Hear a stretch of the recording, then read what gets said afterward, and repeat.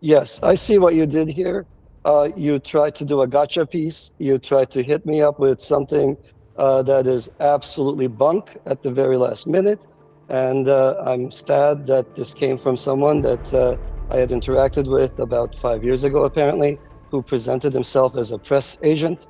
And so I'm sad to see that. Look, But that's not what the I did at Avalanche all. community, I'm I'm not going to just argue about this point. I Hey, don't man, I'm not have going to argue about this point. any allegiances or any I, agendas I, here. Emmett, I this is wish you not what well. happened. I wish you well. Have a great day. Bye bye. All right. Well, that's it, guys. Yesterday, I conducted an interview with special guest Emin Gün Sirer of Ava Labs, and it ended quite abruptly, as you just saw. For more than half an hour, though, everything went smoothly. When I asked him questions about recent progress in the Avalanche ecosystem, he repeatedly said, "That's a good question," and he was all happy chappy. But as soon as I asked Emin about an article published in the last week that had made compelling accusations regarding the Avalanche bridge, he became all defensive and accused me of orchestrating the whole interview to confront him about this issue. Make of this as you will, but his claims against me couldn't be further from the truth. I own Avalanche in my portfolio, so why would I want to intentionally hurt it? Secondly, I requested an interview with him on the 29th of April, which he agreed to on the same day, and the article I questioned him about was published on May 20th, which is some 3 weeks later. Personally, I felt things became extremely awkward after the way Emin responded to my questions regarding this, and it did not look good for him. So I sent him an email and DM on Twitter offering him a second opportunity to properly address the concerns I raised so that he may conduct himself better. This offer has gone ignored 72 hours at the time of publishing this video, and thus what you're about to see is the original uncut recording. I wanted to start off by saying congratulations because I saw that the Avalanche activity on chain, or like the amount of active users, monthly users, had reached an all-time high in the last week. Hmm. So congrats on Absolutely. that. Thank you. We're at an all-time high. I think our monthly active users just broke 1 million, and I'm thrilled about that outcome. Yeah, and it's not even really like a proper bull market just yet. It's kind of looking like it might start a bull market, but I'd say the normal masses aren't really getting into crypto big time right now. Not at the moment. I would say this is the depth of a bear market, and so we ended up growing our user base in a very bearish market. So we're thrilled about that. So, in your opinion, what would you say is the cause for this increase in users recently? That's a good question. So there are a couple of things going on. One big thing that's happening is that the subnet thesis that we came out with is being validated. That is to say, people are building things that operate on their own chain, isolated from the main chains that we use for other things, and and those chains can then be decoupled from fee activity on the main chain. The fees tend to be much more predictable, and the user experience tends to be much better because it is isolated from what else is happening on the network. So that has brought us a fairly large number of users.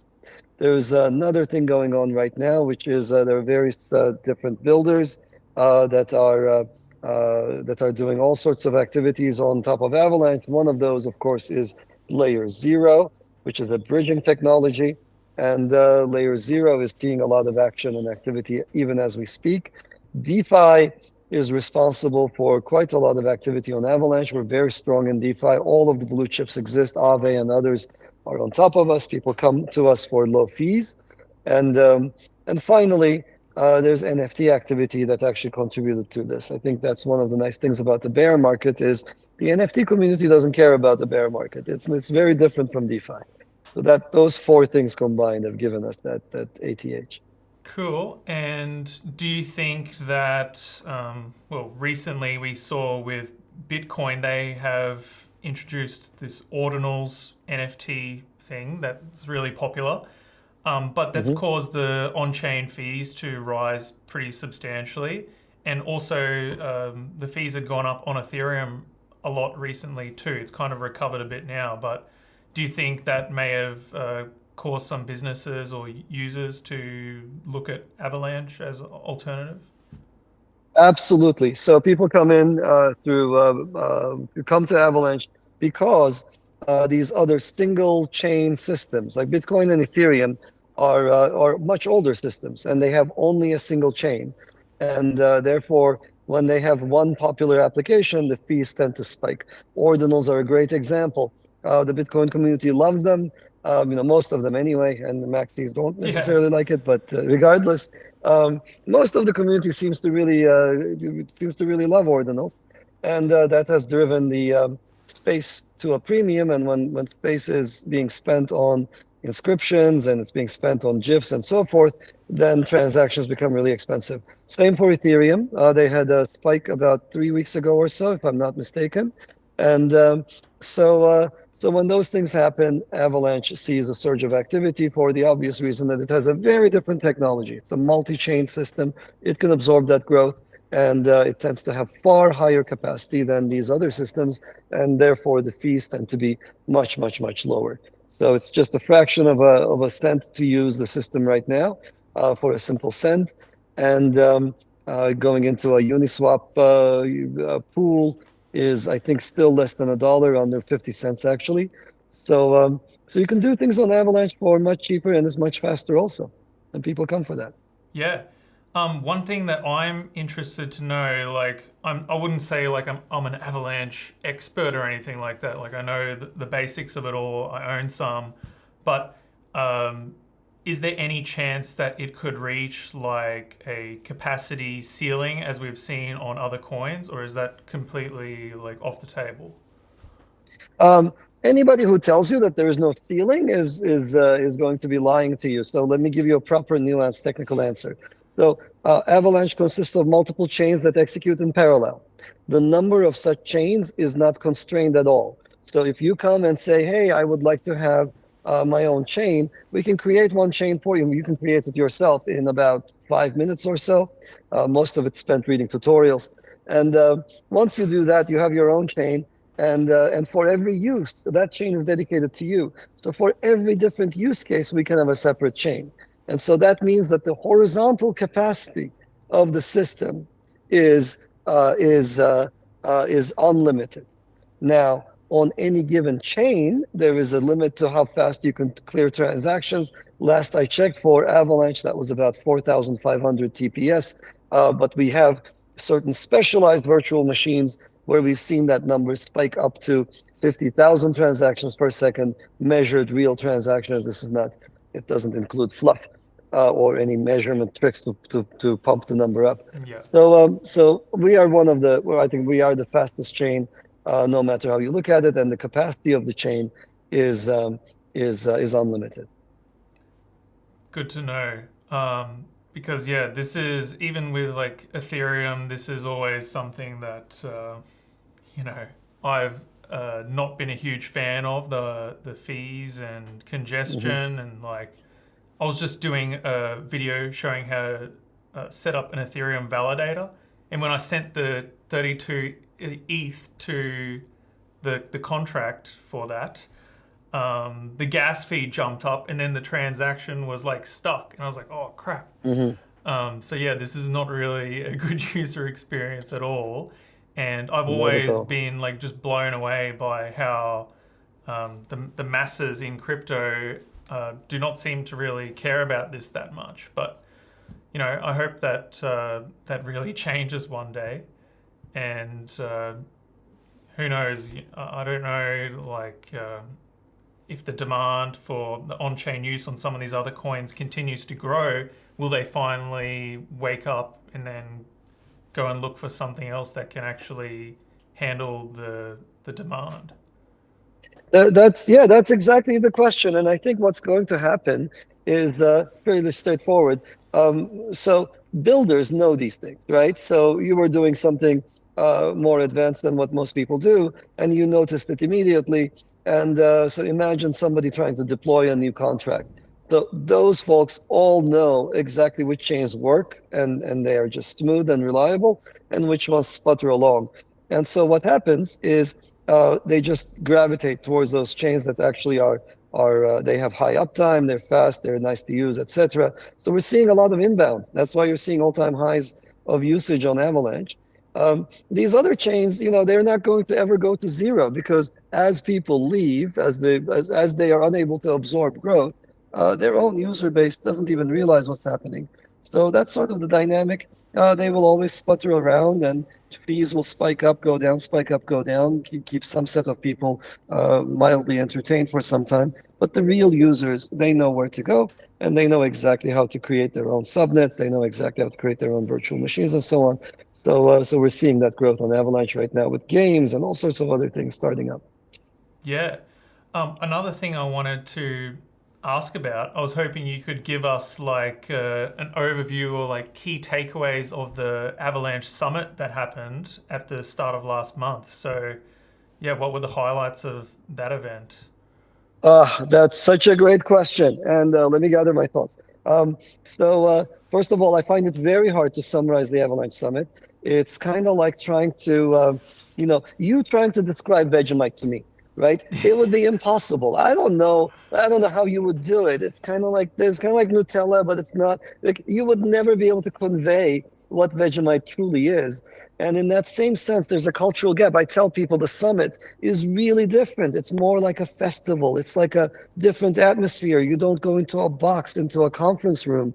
So the vibe is so different from every other conference. I find it really hard just culturally to get that across. But let's focus on the content of what was said and the different things that were announced at the summit. So first of all, I'm most excited about what I announced. I announced a new initiative called Coin-Operated Agents. And the core idea is to combine the recent advances in artificial intelligence with blockchains. Now, I'm sure you've heard a lot of people mention this, but give me a second to describe what the idea is. So the core idea is that we are currently in the process of developing a new class of validators with essentially AI built into them. And the idea here would be that if you're in the business of, for example, transacting on a blockchain or writing a smart contract, normally you would write that in a computer programming language. And normally you would issue a transaction through a wallet. And then that's a difficult process for many people. But in a coin-operated agent world, what you do is essentially you take advantage of the fact that all the validators actually speak all the natural languages in the world. You can speak English to them. I can say, I'd like to donate, $10 to Hayden's show. Or I can even say something like, I'd like to donate $500 to Hayden's fundraiser, assuming, and if and only if, he is able to raise $500,000, right? Otherwise, I want my money back. And I just write this in English. It's not in bytecode. It's not translated into Solidity or a programming language. I just write it in English. The validators speak and understand English, and they're able to affect the necessary state changes in response to transactions posed as English or natural language. Somebody else could interact and write the same thing in Thai or Japanese or whatnot and still have the same effect. So I had been thinking about what comes after Solidity, what comes after Ethereum, and I think this struck me as the next thing. It's not incremental, it's novel, and it's so different from everything else that other people are doing. So we're pushing this hard, and this is an interesting direction. It's going to take many years. This is not an easy undertaking. Yeah.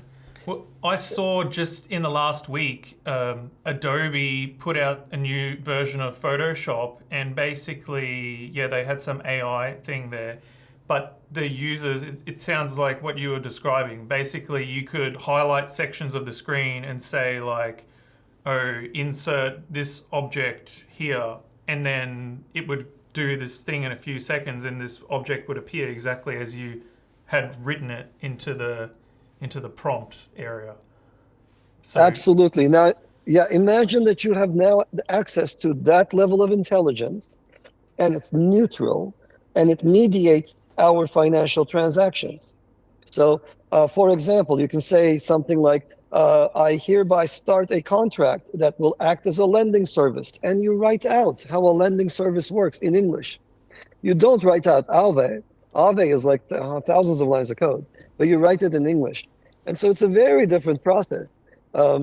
and you can appeal to the AI as a mediator in contracts. So it's a very different approach. It's crazy, right? In many different ways. There's so many different things that can go wrong, and I don't know if it's going to be feasible, but I think it will be because we have some prototypes that are working already. So I'm really excited about it. So that's one big push for us. So AI run blockchains that serve as trustworthy intermediaries that can understand natural languages and respond. So that wouldn't just apply what you're developing. It sounds like it wouldn't just apply to Avalanche only. If basically you're telling the AI to write code essentially, but it's not like human readable code, I don't think. Wouldn't you be able to apply that to other non-Avalanche No, things? you could do that. So there are people doing that, and that I think is kind of boring. That's not what I'm suggesting. So I'm not suggesting that you describe what you want to do in English, and it gets translated into bytecode. It gets translated into Solidity. There are people who are doing that. That you can do that immediately right now. You still have the problem of not knowing if you know if you can trust the code that was produced by the AI. You still have to get that code audited. You still have to get that bytecode examined and reverse decompiled and so forth. So what I'm suggesting is that the validators have a language model in them. They have the AI in them. The large matrices that make up Right. that intelligence are in every validator. And the input is free form text. It's just a chunk of text that you send, not translated into code, not translated into bytecode. It's literally, the letter I space want to build a whatever it is that you want to build, and you describe it to the AI agent. It's a bit of a crazy idea. Yeah. There is no translation into anything under that level of abstraction. The thing reads English, understands it, and processes it as would a human as would a human who speaks English. Yeah. Okay. Well, whenever that is rolled out, I guess it's going to make it a lot easier for people to build on top of this blockchain. And Absolutely. basically, like non-programmers are going to be able to make things. Absolutely, exactly that, exactly that. And I think it's going to bring in a bunch of people who are good at writing contracts out. So you don't have to know a computer programming language. You just have to be able to specify carefully each and every one of the edge cases in whatever language you speak. And or you can do transactions, again, natural language transactions. I hereby give you this much money for this purpose, etc. So it's really a different way of approaching blockchains altogether. And I think this is one of the key elements for reaching to the remaining, to reaching to the next 1 billion people. We have to make it easier to use these systems. Yeah, definitely. So I'll have to go check that one out on YouTube or wherever Yeah. that is uploaded. YouTube Yeah, for coin operated agents and maybe my name, and then you'll see it on YouTube. cool. So was there anything else about that event that was, like big Quite a news? few. Or how many people turned up there?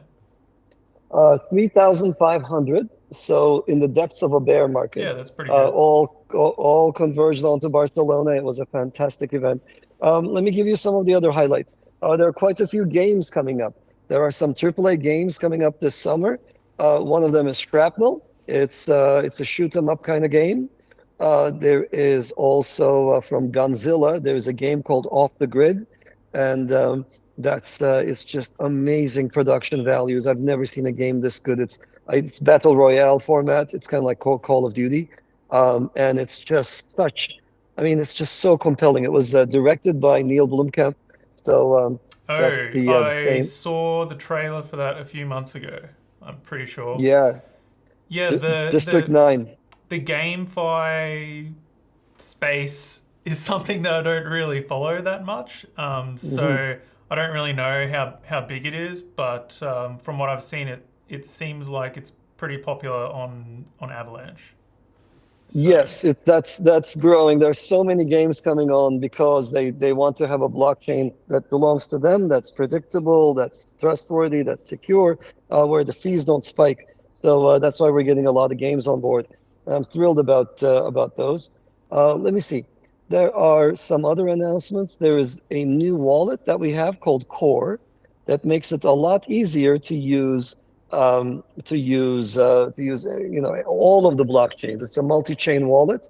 It supports Bitcoin, Ethereum, all of the other EVM chains, as well as Avalanche and all of its subnets. Check it out. And we're about to add ordinal support to it. So I'm excited about what Core does for people. It really makes it a lot easier. It's sort of like instead of MetaMask, you would go to core.app and use that. So those are some of the key announcements. There's also a bunch of other things that are being built in the DeFi space. Really exciting projects like Cavalry, like Texalot, like quite a few of the other things that, if I don't make a comprehensive list, then people get upset at me. If I make a partial list, anyhow. Yeah, So right. I should never have made a list, but there are some really cool DeFi applications coming on board as well. So that's sort of my short summary off the top of my head. Yeah, cool. Thanks for that. And yeah, it sounds like you had a good turnout. It's not easy to do like a single coin event like that. So I think that's pretty good. Unless you're Bitcoin, of course. Obviously, it's the top coin, so it's pretty easy to attract people there. But yeah, well done. So moving on, I wanted to ask for your opinion on the current regulatory landscape in the United States.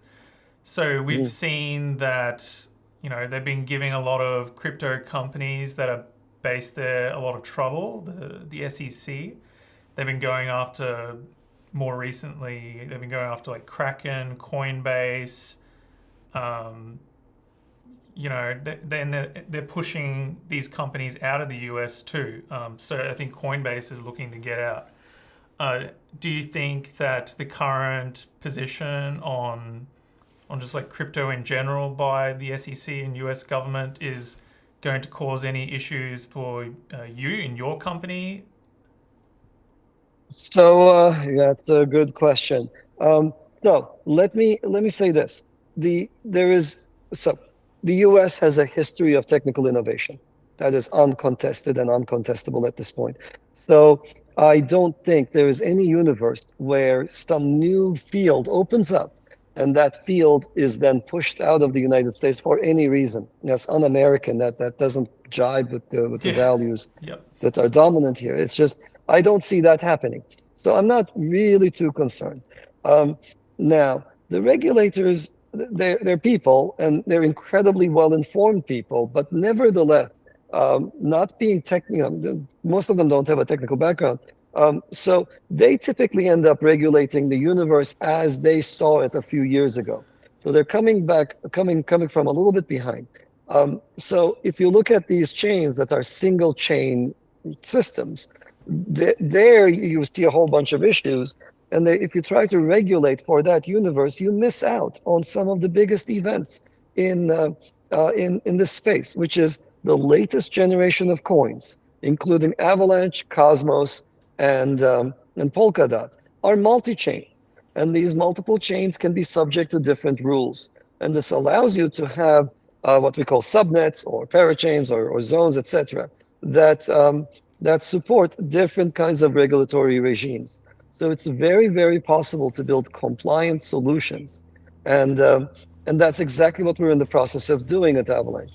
So I do think that in the long term, this libertarian dream that there's going to be a single chain up in the sky and it's going to sort of usurp the function of money from governments, and there's only going to be one, and it's going to fit all of the use cases for every legal jurisdiction in the universe. That's not a realistic scenario. What I think and what we will see instead are a series of systems that support multiple chains, where each and every one of those chains is compliant for the jurisdictions it's in.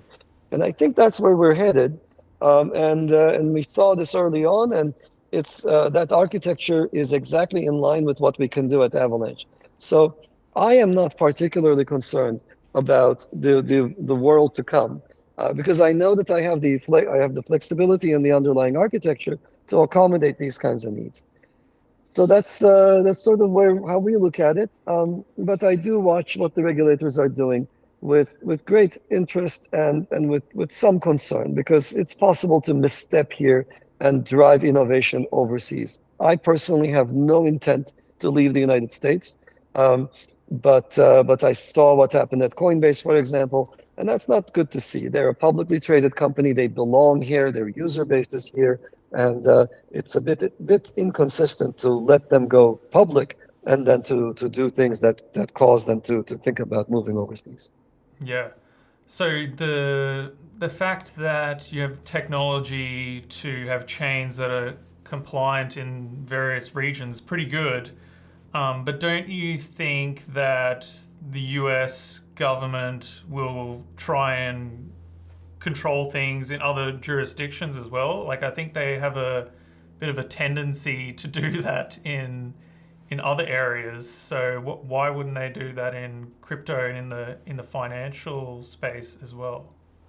Well, the thing is, yeah, of course, the U.S. government has a long arm and would like to, if they can, they would love to exercise power over everything that they can exercise power. That's normal for any country. I think the response here is quite simple. If these subnets are set up properly, then let's say a subnet that serves the needs of Europe, for example, would be governed by GDPR and related rules, and a subnet that governs that serves the United States would have U.S. rules at its base, and an enforcement action from the U.S. would end up having no power because none of the validators of the European subnet are under U.S. jurisdiction. I think that's exactly how it would go. Now, what happens next is anybody's guess. Like, how do you restrict access to different chains? We'll see. We'll see how that plays out. I don't know how that will play out. Yeah, okay. Well, it's interesting and some food for thought, I guess. But who knows? That's we're on a trajectory right now, and it remains yet to be seen where that's going to go, I guess. Hmm. But yeah, right now it looks like they're pushing a lot of innovation away, and there's other areas that are like welcoming that with open arms and like, hey, come here. And Hmm.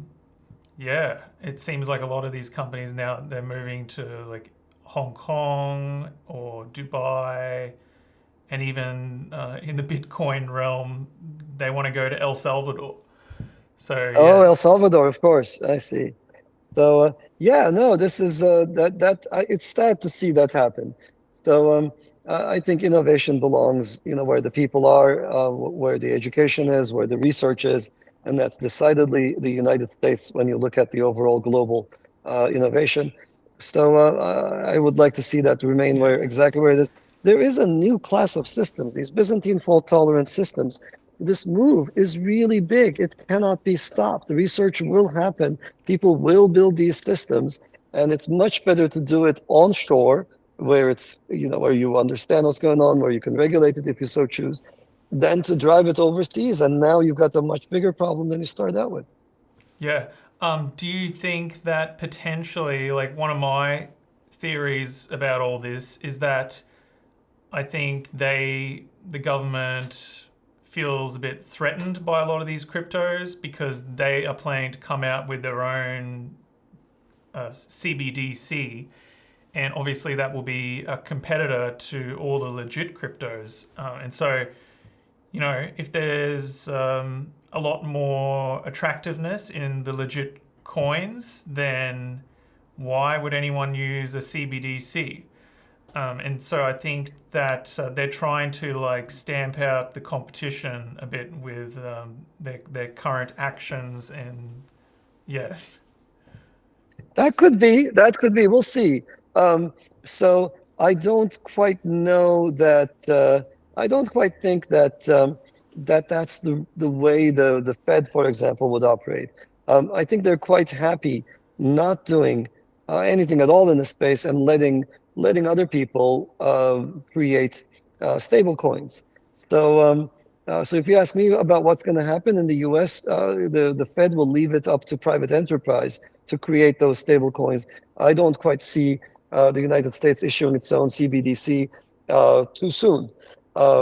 Now they might be spurred into doing something if the Chinese government starts competing with them. That's always a driver. But with that caveat said, I don't really see that happening. So, but we'll see. I don't know what the real goals are ultimately. But there are some legitimate concerns. Like we have laws for a reason, and compliance is a legitimate concern. But then again, and then you look at politicians. There's a lot of if you look at what they've said, what quite a few of them have said, more than zero, which is already quite a few. What they've said recently about crypto also shows that they are trying to pin a lot of societal issues on crypto. So, and that's also disconcerting. So, yes, there is money flowing over crypto. Yes, some of it is, it can be used for all sorts of nefarious purposes. Nobody wants to see that happen. But it's no worse. They use crypto as a boogeyman. And they've been pointing it out, and certain politicians have been targeting crypto recently in the U.S. And it's sad to see. It's almost a Luddite behavior. It's anti-technology. Yeah. Do you think that maybe they just want to be seen as like doing something, and that's why they're doing that? Absolutely. I think the FTX crash forced everybody into quote doing something about crypto, and no one cares about the fact that the FTX crash had nothing to do with crypto. In fact, it had two key features. One, it was a centralized player that crashed, the centralized operator. So that's not crypto. We're all about decentralization. Two, that centralized player had been driven out of the United States, was operating out of the Bahamas. Yeah. So you've got all of the elements of a failure of a regulator. And now they're trying to seem tough on crypto in response to their own failure to regulate some entities properly. Well, if they it's not very smart of them then to be pushing people out of the US if they're trying to avoid another incident like that. So Yeah, yeah, no, this is going to increase scams. It's going to increase all sorts of undesirable outcomes for everyone. look, I am very interested to know about. I've seen a lot of articles published by this website called CryptoLeaks, and I'm pretty sure you're familiar with that. I saw you respond to a few of the earlier posts by them, and basically you said it's rubbish. I think. Correct me if I'm wrong, but I saw the It's one rubbish. this week. They posted one this week where they're claiming that the Avalanche bridge has received over $300 million of tainted crypto from sanctioned addresses and criminal hacker groups. And I read through this, and they have presented as well like a PDF document showing like blockchain addresses and the origin of funds, and basically they're saying that the bridge has been used to wash trade and to launder these assets and like receive clean assets back. And so the major concern raised from that is that potentially innocent users, regular users of the bridge may be receiving some tainted coins. So do you have any response to the claims they made in that article? Have you seen that one? I will categorically say that everything on the CryptoLeaks website is I don't know what the word is categorically false, and I have nothing else to say about that website or the people behind it.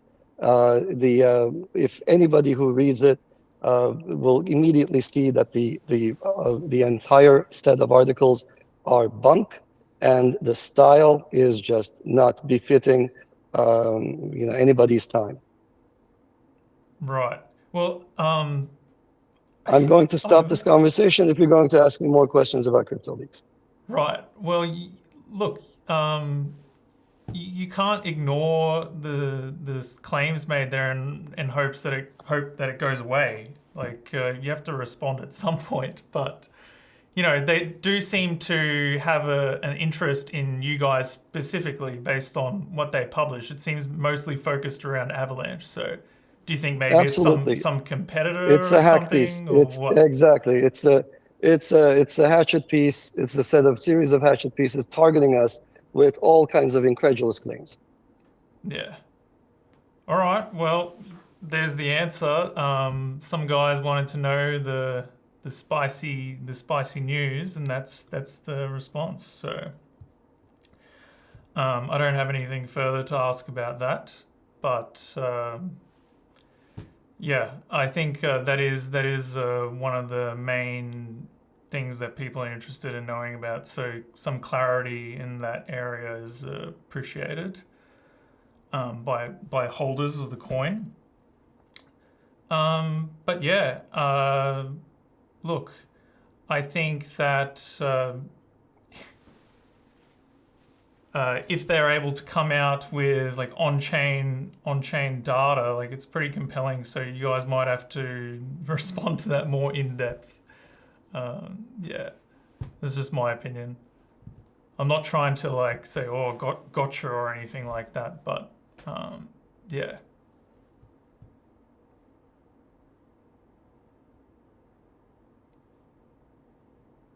Are you still there? I'm here. Right.